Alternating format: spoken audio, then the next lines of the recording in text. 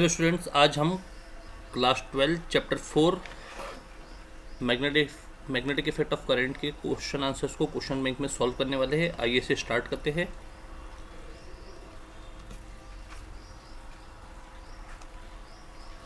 Question 1 जो है आप देख पा रहे होंगे स्क्रीन पे। Write the expression in the vector form for the Lorentz force F due to charge moving with velocity v in magnetic field b, what is the direction of magnetic force। तो एक बात आप याद रखिए, magnetic force के दो फॉर्मूले होते हैं, एक चार्ज पार्टिकल के लिए और एक कंडक्टर वायर के लिए। तो चार्ज पार्टिकल के लिए जो होता है वो QAB sin थीटा होता है और स्ट्रेट करंट कैरिंग कंडक्टर के लिए IBL sin थीटा होता है। तो यहाँ पे चार्ज की बात हो रही है, मतलब चार्ज पार्टिकल की बात हो रही है। तो लॉरेंज फोर्स का या मैग्नेटिक फोर्स का जो फॉर्मूला होता है वो होता है F = QAB sin थीटा। आपको ये चीज़ समझाई गई थी कि since A cross B, vector A cross B अगर जब भी आए तो वेक्टर क्रॉस साइन हट जाता है, यहाँ पे लग जाता है साइन थीटा। और आपको ये भी बताया गया था कि अगर साइन थीटा हटेगा तो A और B के ऊपर वेक्टर भी लग जाएगा और बीच में क्रॉस भी लग जाएगा। वही काम यहाँ पे करना है। वेक्टर F फोर्स तो वेक्टर होता ही है, चार्ज स्केलर है, आपको कराया गया था क्लास में। ये साइन हटेगा, V और B के बीच में लग जाएगा क्रॉस। ओके। और ये भी आपको अच्छे से बताया गया था कि फोर्स का जो डायरेक्शन आएगा, जब भी किसी भी चीज़ का इस चैप्टर में डायरेक्शन आता है तो वो परपेंडिकुलर ही देखा जाएगा, क्योंकि आपको पता होगा पैरेलल में QVB साइन थीटा में थीटा को जीरो रखना पड़ेगा, ये जीरो हो जाएगा। जब QVB आपका आ रहा है, यहाँ पे साइन हट गया, QV और B आ रहा है, इसका मतलब है कि पार्टिकल परपेंडिकुलर गया, क्योंकि पार्टिकल जब परपेंडिकुलर जाता है तभी वो एक प्रोजेक्टरी पाथ से मूव होता है अपने, नहीं तो अनडिफ्लेक्टेड होकर सीधा निकल जाता है। तो यहाँ पे जो आएगा, यहाँ पे परपेंडिकुलर आएगा। डायरेक्शन ऑफ मैग्नेटिक फोर्स क्या होगा? परपेंडिकुलर होगा। तो आपका जो डायरेक्शन ऑफ मैग्नेटिक फोर्स होगा, डायरेक्शन ऑफ मैग्नेटिक फोर्स वो होगा perpendicular. Direction of magnetic force is perpendicular. Okay, आगे बढ़ते हैं। Define 1 Tesla using the expression for the magnetic force acting on a particle of charge q moving with velocity v in magnetic field b। तो magnetic force का formula जिसमें q charge का particle v velocity के साथ magnetic field में जाता है, आपको सबको पता है। तो ये जो फॉर्मूला एक्चुअल में जो होता है वो ये F = होता है फॉर्मूला F = q चार्ज का पार्टिकल v वेलोसिटी के साथ मैग्नेटिक फील्ड जब भी जाता है तो F = QAB sin थीटा होता है। तो हमको इसको मैक्सिमम कंडीशन में लेना पड़ेगा, तो F = हो जाएगा QVB। और मैक्सिमम कंडीशन में आपको पता है थीटा यहाँ पे कितना था, थीटा यहाँ पे 90 डिग्री था, तब जाके इतना हुआ है QVB। क्योंकि थीटा जीरो होता तो मैग्नेटिक फोर्स ऑलरेडी जीरो हो जाता। ओके, तो हमें इसी के बेस पे हमें समझाना है 1 टेस्ला को। तो ठीक है, समझा देते। तो B को यही फ्री रहने दीजिए, B यहीं पर रहेगा, क्योंकि टेस्ला ने मदद मैग्नेटिक फील्ड ही करेगा। F यहीं पर रहेगा, Q और V आएगा नीचे। तो फोर्स की एसएनएट जो मैग्नेटिक फील्ड की एसएनएट होती है टेस्ला, फोर्स की होती है न्यूटन, चार्ज की होगी कूलाम और वेलोसिटी की होगी मीटर पर सेकंड। तो क्या हम ऐसा बोल सकते हैं कि जब कोई पार्टिकल, जरा ध्यान से सुनिएगा सभी, 1 टेस्ला को समझाना ना आपको, ये 1 टेस्ला। तो आप ये बता सकते हो कि 1 टेस्ला = 1 न्यूटन, 1 लगा दीजिए, 1 कूलाम × 1 मीटर पर सेकेंड। तो क्या मैं ऐसा बोल सकता हूँ कि जब कोई पार्टिकल Q चार्ज का पार्टिकल जब Q चार्ज का, समझिए सभी, इसको लाइनिंग में वर्डिंग में आप कन्वर्ट करके लिख लेना, मैं आपको समझा दे रहा हूँ। देखिए, हम ये बोल सकते हैं कि कोई Q चार्ज का पार्टिकल जिसका मैग्नीट्यूड 1 कूलाम हो, जिसका मैग्नीट्यूड कितना हो, 1 कूलाम हो, वो मैग्नेटिक फील्ड में इंटर हो रहा है बाय वेलोसिटी ऑफ 1 मीटर पर सेकेंड। और मैग्नेटिक फील्ड का जो है ना, और जो जब वो अंदर जा रहा है तो उस समय उस पर जो फोर्स हो रहा लग रहा है वो 1 न्यूटन का लगा रहा है। अंदर जाने के लिए फोर्स कितना लगा रहा है, 1 न्यूटन का लगा रहा है। तो एक ऐसा चार्ज Q चार्ज का पार्टिकल जो यूनिट हो, मतलब 1 कूलाम का हो, वो 1 मीटर पर सेकंड की वेलोसिटी के साथ 1 न्यूटन का फोर्स लगाते हुए मैग्नेटिक फील्ड में जा रहा है। तो हम बोलेंगे कि वो मैग्नेटिक फील्ड जो है उसका मैग्नीट्यूड भी है 1 टेस्ला। 1 टेस्ला। ओके, सब जगह 1 लगा देना है, कि कोई पार्टिकल 1 न्यूटन का फोर्स लगाते हुए उसका चार्ज अगर 1 कूलम है 1 मीटर पर सेकंड से मैग्नेटिक फील्ड में जाता है तो उसे हम कहेंगे मैग्नेटिक फील्ड ऑफ 1 टेस्ला। ठीक है, आप लिखे इसे। नेक्स्ट क्वेश्चन, ये क्वेश्चन अगर आप देखें थर्ड वाला तो हमने अभी पीछे ही पढ़ा। Use the expression F equals to q v cross B, define the SI unit of magnetic field. Define the SI unit of magnetic field, तो ये आपका वही है कि आपको F equals to q v cross B से define करना है SI unit of magnetic field. Magnetic field की SI यूनिट होती है टेस्ला, तो आपको 1 टेस्ला को समझाना है, जो अपन ने पीछे पढ़ चुके हैं, ये आपने देखे होंगे, हमने पीछे पढ़ चुके हैं 1 टेस्ला किसको कहते हैं। तो इसको क्वेश्चन नंबर 2 पे रेफर किया जा रहा है। एक्चुअल में बात क्या है, देखिए ये सेकंड क्वेश्चन फॉरेन 2014 का है और ये देखिए ये ऑल इंडिया 2010 कंपार्टमेंट एग्ज़ाम का है ना। तो ये लिख देता हूँ मैं यहाँ पे, refer to question number 2। Question number 2 से इसको रेफर किया गया। चलिए अगला क्वेश्चन हमारा आप देख पा रहे होंगे, अगला हम देख पा रहे हैं क्वेश्चन, आप देख पा रहे होंगे right relation between force F पर वेक्टर में है भी ये acting charge q, velocity v vector in magnetic field b vector. Using this relation, deduce the condition under which this force will be maximum or minimum. तो आपको पता होना चाहिए f वेक्टर में है, q अकेला है, v और b वेक्टर में, तो v और b आपके परपेंडिकुलर, अपन ने वेक्टर फॉर्म भी निकाले, ये आपने देख लिए। और फिर इसी के बेस पे using this relation deduce the condition under force will be maximum minimum. Force कब मैक्सिमम और फोर्स कब मिनिमम होगा, तो देख लीजिए। क्रॉस हटेगा सबसे पहले, तो F इक्वल्स टू क्रॉस हटेगा लग जाएगा sine theta, q v B sine theta. अब मैक्सिमम मिनिमम कब होंगे तो आप जानते ही है, केस 1 आपने पढ़े थे, केस 1 जो होता है वो थीटा इक्वल्स टू 0 होता है, तो F इक्वल्स टू हो जाएगा क्यू वी बी साइन 0। ठीक है, साइन 0 0 होता है, इसलिए F बराबर हो जाएगा 0। ये मिनिमम फोर्स लगेगा। और केस 2, केस 3 लगाने की इसमें ज़रूरत नहीं है, केस 2 लगा दीजिए। थीटा इक्वल्स टू कितना 90, तो थीटा 90 के लिए F इक्वल्स हो जाएगा क्यू वी बी साइन 90, और साइन 90 जो होता है आपका वो 1 होता है, इसलिए F बराबर हो जाएगा आपका क्यू वी बी, जो हो जाएगा आपका मैक्सिमम। ओके, तो आपने समझ लिया कि जब पार्टिकल मैग्नेटिक फील्ड के पैरेलल जाता है, मतलब थीटा 0 से, तो फोर्स मिनिमम, और जब पार्टिकल मैग्नेटिक फील्ड के परपेंडिकुलर जाता है तो फोर्स मैक्सिमम। ओके, आपको बनना चाहिए। आगे बढ़ते हैं, ये एक केस स्टडी बेस्ड क्वेश्चन है। तो ये जो क्वेश्चन है ये केस स्टडी बेस्ड क्वेश्चन है। इसमें ये आप पढ़ पा रहे होंगे कि Kamal's uncle was advised by his doctor to undergo N MRI scan test for his chest and gave him to estimate of the cost. कमल के जो अंकल है उसको उसके डॉक्टर ने एडवाइस दिया कि आप अपने चेस्ट की MRI स्कैन कराए, है ना, और उसका एस्टिमेट कॉस्ट उन्होंने डॉक्टर ने उसे दे दिया अंकल को। Not knowing much about this significance of this test and finding is to be too expensive he first hesitated. मतलब सबसे पहले उसके अंकल ने उसका फ़ायदा ना जानते हुए, टेस्ट का फ़ायदा और टेस्ट से क्या हो सकता है उसका कॉन्सेप्ट ना जानते उसके अंकल ने ये सोच लिया कि ये टेस्ट सो एक्सपेंसिव है, मतलब बहुत ज़्यादा महंगा है, इसलिए वो नहीं कराएंगे। When Kamal learn about this, जब कमल को इसका पता चला, he decided to take help of his uncle friend and his help of his family friends and neighbouring and arrange for the cost. जब उसको इसके बारे में पता चलता है तो अपने परिवार, दोस्तों से और पड़ोसियों से पैसा जमा कर लेता है।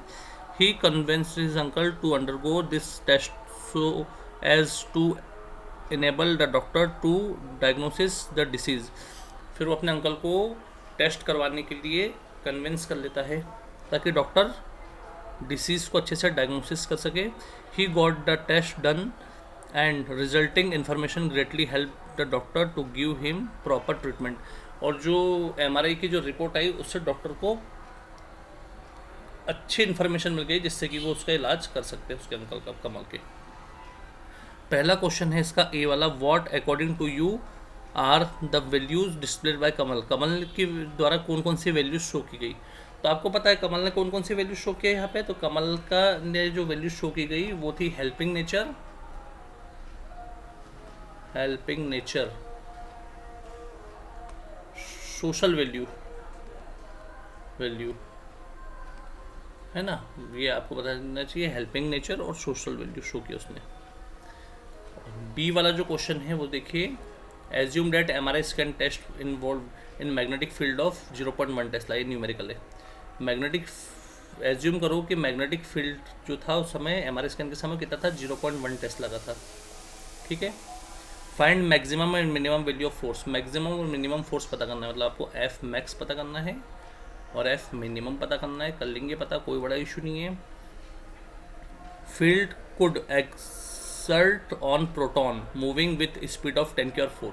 तो भैया आपका चार्ज के फॉर्म में प्रोटॉन जा रहा है और प्रोटॉन का चार्ज आपको पता है 1.6 इंटू 10 की और -19 गुलाम होता है। ठीक है। और कितनी स्पीड से साथ जा रहा है प्रोटॉन जा रहा है 10 की पावर 4 मीटर पर सेकंड, ये लिखा है 10 की पावर 4 मीटर सेकंड से जा रहा है। तो फोर्स मिनिमम मैक्सिमम कब मिलेगा, तो आपको पता होना चाहिए फोर्स मिनिमम के लिए थीटा 0 होता है, कोई बड़ा सवाल ही नहीं है। इसलिए फोर्स मिनिमम जो होगा आपका QVB साइन थीटा में थीटा जो होगा वो 0 हो जाएगा, इसलिए फोर्स मिनिमम आपका 0 हो जाएगा। और मैक्सिमम फोर्स के लिए आपको क्या करना है, एफ मैक्स के लिए QVB बस लिखिए आप, क्योंकि QVB साइन थीटा में मैक्सिमम के लिए थीटा 90 रखना पड़ता है। बस Q रख दीजिए, इसमें Q की वैल्यू हो जाएगी 1.6 इंटू 10 की पावर -19, V की जगह हो जाएगी 10 की पावर 4 और B की जगह हो जाएगा 0.1, बोले तो 1/10। बस सॉल्व कर लीजिए आप इसे। तो F मैक्स जो आएगा आपका वो आ जाएगा 1.6 ही रहेगा आपका।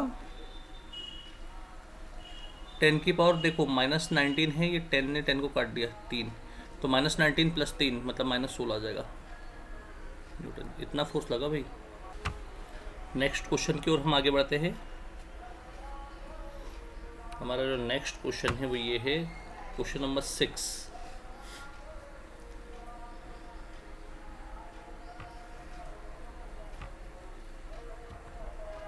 देखिए,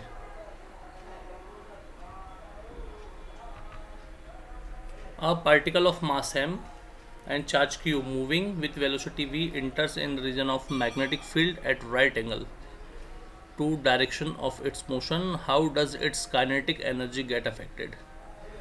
आपको समझना चाहिए क्वेश्चन क्या है। क्वेश्चन ये है कि m मास का एक पार्टिकल है जिसका चार्ज q है, वो v वेलोसिटी के साथ इंटर हुआ किसमें, मैग्नेटिक फील्ड में। और कैसे इंटर हुआ, मैग्नेटिक फील्ड इस टाइप का है तो उसके राइट एंगल बनाते हुए, आपको दिख रहा होगा राइट एंगल बनाते हुए उसमें इंटर हुआ, वो बिल्कुल इंटर हुआ।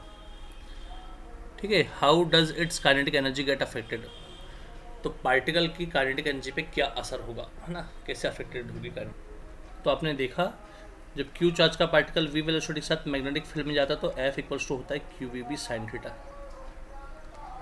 ओके, ये आपको बनेगा। अब आप देखिए यहाँ पे फोर्स काइनेटिक एनर्जी से किसी भी तरीके से कनेक्टेड नहीं है, फोर्स काइनेटिक एनर्जी से किसी भी तरीके से कनेक्टेड नहीं है, इसीलिए kinetic energy remain same. Kinetic energy remain क्या होगी, सेम, है ना। फोर्स आप देख रहे हैं ना, सिर्फ आप ये देख सकते हैं कि पार्टिकल जब अंदर गया तो फोर्स मैक्सिमम लगेगा, परपेंडिकुलर जाएगा पार्टिकल तो फोर्स मैक्सिमम, और पार्टिकल पैरेलल जाएगा तो फोर्स मिनिमम। यहाँ पे काइनेटिक एनर्जी का कोई जिक्र नहीं है ना भाई। तो इसके लिए आपको बताना पड़ेगा कि kinetic energy remain same, kinetic energy पे कोई असर नहीं हो रहा, तो इसका जवाब आएगा kinetic energy remain same, remain same. अगले क्वेश्चन की ओर हम आगे बढ़ते हैं। हमारा जो नेक्स्ट क्वेश्चन है वो ये है, चलिए इस क्वेश्चन को देखते हैं। हमारा जो ये क्वेश्चन है, a long straight wire carries study current I along to positive y axis in the coordinate system। देखिए, एक करंट कैरिंग लंबा वायर है, एक लॉन्ग करंट कैरिंग वायर है। अगर आप देख पा रहे होंगे ध्यान से, ये मान लीजिए लॉन्ग करंट कैरिंग वायर है आपका।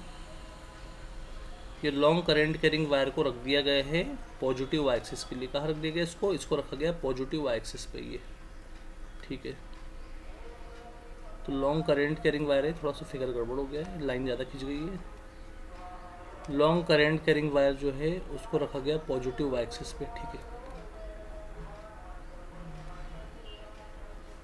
ठीक है, ये रख दिया इसको पॉजिटिव y एक्सिस पे, नेगेटिव y एक्सिस नीचे आता है ना। आगे, a particle of charge plus q is moving with velocity v along to x axis. q charge का पार्टिकल x एक्सिस के रिस्पेक्ट में जा रहा है। इन which direction will the force rule experience. देखिए, अगर आपको याद हो तो ये फ्लेमिंग का लेफ्ट हैंड रूल है यहाँ पे। तो फ्लेमिंग का लेफ्ट हैंड रूल क्या है कि अगर हम हमारे लेफ्ट हैंड की 3 fingers, thumb, four finger, middle finger को अगर परपेंडिकुलर रखते हैं तो थंब फोर्स को, फोर फिंगर मैग्नेटिक फील्ड को और मिड फिंगर करंट को दिखाती है। तो देखिए, पार्टिकल जो जा रहा है आपका, ये देखिए क्यू चार्ज का पार्टिकल एक्स एक्सिस की तरफ जा रहा है, मतलब एक्स एक्सिस की तरफ जा रहा है, मतलब वो मैग्नेटिक फील्ड को शो कर रहा है। ठीक है, वाई एक्सिस पे वायर रखा है जो करंट कैरिंग वायर है, मतलब करंट को शो कर रहा है। तो आपको पता होना चाहिए फोर्स का जो डायरेक्शन रहेगा, तीनों आपको पता है, तीनों उंगली thumb, four finger, middle finger कैसे होती है, परपेंडिकुलर। ये मैग्नेटिक फील्ड हो गया, यहाँ पे करंट हो गया। तो अब रहा जब बात फोर्स की, तो फोर्स आपका जेड एक्सिस की तरफ लगेगा। कहाँ लगेगा? जेड एक्सिस की तरफ। यहाँ पे फ्लेमिंग का लेफ्ट हैंड रूल काम कर रहा है ना। तो इसका आंसर आएगा particle experience force on positive Z axis, क्योंकि x axis positive, Y positive है, तो जेड एक्सिस भी क्या होगा आपका? पॉजिटिव होगा। इस चीज़ को भूलना नहीं कोई। आगे बढ़ते हैं। हमारा अगला क्वेश्चन है, depict the trajectory of charge particle moving with velocity B in enters in uniform magnetic field B perpendicular, कि 2012 ऑल इंडिया कंपार्टमेंट में आया है। तो आपको पता होना चाहिए, जब पार्टिकल थीटा इक्वल्स टू 0 मतलब पैरेलल जाता है, कैसे जाता है? पैरेलल, तो वो अनडिफ्लेटेड होकर निकल जाता है। पार्टिकल थीटा इक्वल्स टू 0 से जब जाता है तो अनडिफ्लेटेड होकर सीधा निकल जाता है। पर पार्टिकल जब मैग्नेटिक फील्ड के साथ परपेंडिकुलर जाता है तो सर्कुलर ऑर्बिटल बना लेता है। तो उसी चीज़ को ध्यान में देखिए, ये आपका मैग्नेटिक फील्ड है,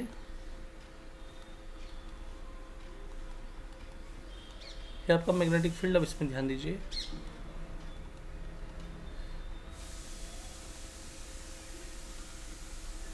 इसमें ये हमें देखना है क्यू चार्ज का पार्टिकल वी वेलोसिटी के साथ जब मैग्नेटिक फील्ड में इंटर होता है तो वो क्या होता है? वो सर्कुलर ऑर्बिटल बना लेता है। क्या बना लेता है? सर्कुलर ऑर्बिटल बना लेता है ये। ओके, उसका ट्रेजेक्टरी पाथ हो गया है, देखिएगा आप इसे ध्यान से। और वो मैग्नेटिक फील्ड में कैसे जा रहा है? परपेंडिकुलर जा रहा है ना, याद रखिए। Next question, a narrow beam of proton and neutron. Neutron जो होता है उसका चार्ज प्रोटॉन से डबल होता है, ये चीज़ आपको पता होगा, है ना, कि न्यूट्रॉन का जो चार्ज होता है वो प्रोटॉन से क्या होता है? वो डबल होता है। आ narrow beam of proton and neutron each have the same momentum, दोनों का मोमेंटम सेम है, इंटर्स a reason of magnetic field directed perpendicular to the direction of momentum. What would be the ratio of circular path, उनका circular path का ratio क्या होगा? मतलब सीधा सीधा अगर आपसे बोला जाए, क्वेश्चन इतना है कि मैग्नेटिक फील्ड में प्रोटॉन और न्यूट्रॉन जाता है। मैग्नेटिक फील्ड में कौन जाता है? प्रोटॉन और न्यूट्रॉन जाता है। तो उनका सर्कुलर परपेंडिकुलर जाते हैं, ये प्रोटॉन भी जा रहा है और ये न्यूट्रॉन भी जा रहा है मैग्नेटिक फील्ड में परपेंडिकुलरली। ठीक है, ये मैग्नेटिक फील्ड के परपेंडिकुलर जा रहे हैं, है ना। तो what would be the ratio of circular path, उनके सर्कुलर पाथ का रेशो क्या होगा? तो आपको पता होगा, मैंने आपको बताया था कि जब पार्टिकल जब मैग्नेटिक फील्ड में जाता है तो उसके 5 फॉर्मूले मैंने आपको करवाया था। पहला फॉर्मूला रेडियस का था, दूसरा वेलोसिटी का था, तीसरा टाइम पीरियड का था, चौथा फ्रीक्वेंसी का था और पांचवा काइनेटिक एनर्जी का था। तो आप अगर देखेंगे तो रेडियस का फॉर्मूला होता है R equals to m v upon q B. R equals to m v upon क्या होता है? क्यू बी होता है। ठीक है, अब इसमें देखिए उसने बोला है कि दोनों का मोमेंटम सेम है, सेम मोमेंटम। तो सेम मोमेंटम आपको पता है, मोमेंटम बराबर होता है मास इंटू वेलोसिटी। तो आर को रहने दो, मोमेंट एम बी की जगह पी हो जाएगा, P upon q B. P upon कितना? Q B. अब आपको पता है कि यहाँ पे जो मैग्नेटिक फील्ड है, जिसको मैं रेड एरिया में बना रहा हूँ, ये देखिए, ये रेड एरिया बना दिया मैंने इसको, ये जो है ये बी है, ये कांस्टेंट है। बी क्या है आपका? कांस्टेंट। अब बदल कौन रहा है? देखो, मोमेंटम सेम है मतलब पी सेम है, और मैग्नेटिक फील्ड सेम है मतलब बी सेम है, बस बदल कौन रहा है? बदल रहा है क्यू। तो आइए इसे देखते हैं। तो प्रोटॉन के लिए हो जाएगा, देखिए, आर पी, पी तो कांस्टेंट है ये प्रोटॉन के लिए, क्यू पी कर दो इसको, क्यू पी, और मैग्नेटिक फील्ड कांस्टेंट है। और न्यूट्रॉन के लिए होगा आर डी, पी रहेगा चलेगा, ये होगा क्यू डी, और ये कितना होगा? बी। दोनों को डिवाइड करो, तो दोनों को डिवाइड करते हैं, ये हो जाएगा R P upon R D बराबर P upon Q P B, और यहाँ पे P upon Q D B. B से बी कट गया, पी से पी कट गया, क्यू डी पलट के ऊपर जाएगा, तो P upon R D. R D जो रहेगा आपका, उसमें क्या होगा? क्यू डी जाएगा ऊपर, अपॉन क्यू पी आएगा नीचे। तो देखिए आप जरा ध्यान से, R P upon R D बराबर क्यू डी। आपको पता है कि ड्यूट्रॉन का जो चार्ज होता है दो गुना होता है प्रोटॉन के चार्ज से, क्यू पी। तो आर डी क्यू डी की जगह हो जाएगा 2 Q P upon Q P. Q P से क्यू पी कट गया, तो ratio of proton upon ratio of deuteron बराबर हो जाएगा 2:1। ठीक है, ये आपको बनना चाहिए।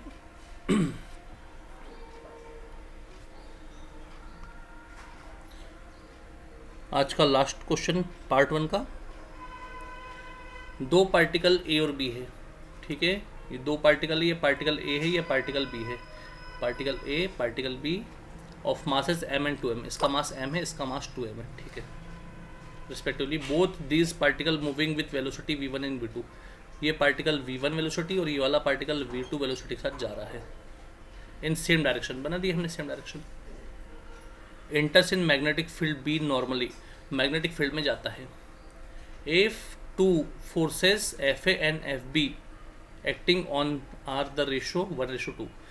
ये इससे जाने वाला फोर्स F1 है और इससे जाने वाला फोर्स क्या है F2, और दोनों का जो रेशो है F1 अपॉन F2 कितना है भाई, वो है 1/2।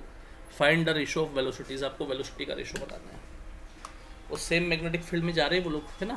तो इसको अगर हम ध्यान से देखिए तो देखिए आप सभी F इक्वल्स टू होता है QVB। F equals to QVB, sine theta मत लेना यहाँ पे। तो पार्टिकल ए के लिए FA हो जाएगा, Q जो रहेगा देखिए जरा ध्यान से, है ना, एक का चार्ज कितना है, एक का चार्ज Q है और एक का 2Q, एक का मास M है, एक का 2M है, ठीक है। तो अगर आप देख पा रहे होंगे तो F बराबर होता है QVB साइन थीटा। तो फोर्स तो आपने देख ली, F1 हो गया, तो FA नहीं करते, F1 ही कर देते इसको, चलो। तो ये हो जाएगा आपका F1। Q V का V होगा और B की जगह कितना होगा, देखिए B की जगह सेम मैग्नेटिक फील्ड में जा रहे है ना। तो आपको दोनों की वेलोसिटी का रेशो बताना है। तो इसकी वेलोसिटी होगी v1 और मैग्नेटिक फील्ड सेम है। अब दूसरे वाले के लिए क्या होगा, फोर्स होगा F2, चार्ज होगा 2Q। आपने देखा अभी चार्ज 2Q है, देख लीजिए ध्यान से। एक का Q है ना, एक का Q है और एक का कितना है 2Q है, है ना, एक का 2Q। चलिए तो अब आगे बढ़ते हैं। और फोर्सों का रेशो तो मिल गया आपको F1 अपॉन F2 1:2। तो कर लो भाई, दोनों को डिवाइड कर दो, 2Q ये V2 हो जाएगा, B सेम मैग्नेटिक फील्ड है, दोनों को डिवाइड करते हैं, F1 अपॉन F2 बराबर हो जाएगा QV1B और ये हो जाएगा 2Q V2B। B से B कट गया, Q से Q कट गया, है ना। तो F1 अपॉन F2 की वैल्यू आपको मिल चुकी है। F1 अपॉन F2 की वैल्यू देखो ध्यान से, 1:2 है। कितनी F1 अपॉन F2 की वैल्यू, 1:2। तो देखिए ध्यान से भाई सभी, इधर F1 अपॉन F2 की जगह जाएगा 1/2, V1 रहेगा चलेगा, ये हो जाएगा 2V2। ये 2 से 2 भी कट गया, हो गया, 2 से 2 कट गया, बचेगा 1। तो आपका जो V1 अपॉन V2 हो जाएगा वो आ जाएगा 1:1। ठीक है, आज हमने पार्ट 1 कंप्लीट कर लिया। अब हम आएंगे अगले चैप्टर, अगले पार्ट में। अब हम पार्ट 2 को कंप्लीट करेंगे, जिसमें हम क्वेश्चन नंबर 10 के आगे बढ़ेंगे। ठीक है, आप इसे नोट कर लीजिए अच्छे से कॉपी में अपने।